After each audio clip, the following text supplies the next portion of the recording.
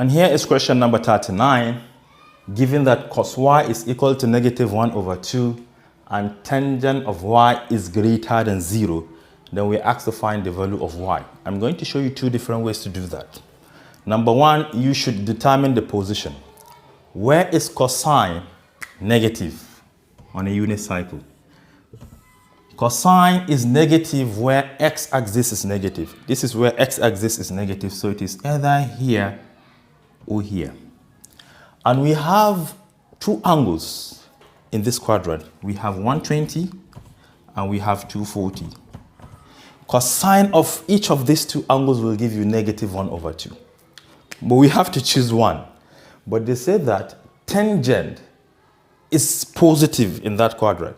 So remember, tangent and its reciprocals are all positive in the third quadrant. Therefore, you have to consider this one. You have to consider this one. That is how you can solve it mentally. Another way you can solve it is to take cosine inverse of both sides, because if cosine of y is -1/2, then cosine inverse of the left-hand side will give you y. Cosine inverse of the other side will give you 120 degrees. But you know that it is not 120 degrees because look at the position. Where is tangent of y? Positive, it must be here. The third way, which I like the best, is if you are given cos y equal to -1/2. You can assume it is positive. If it is positive, it must be in the quadrant number 1.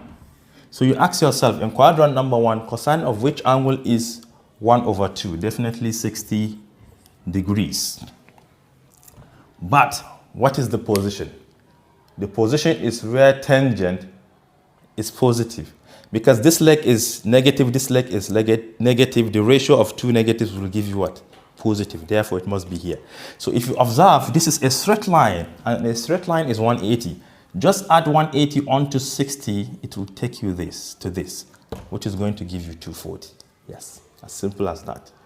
Let's go to question number 40, which is the last question on this particular question paper.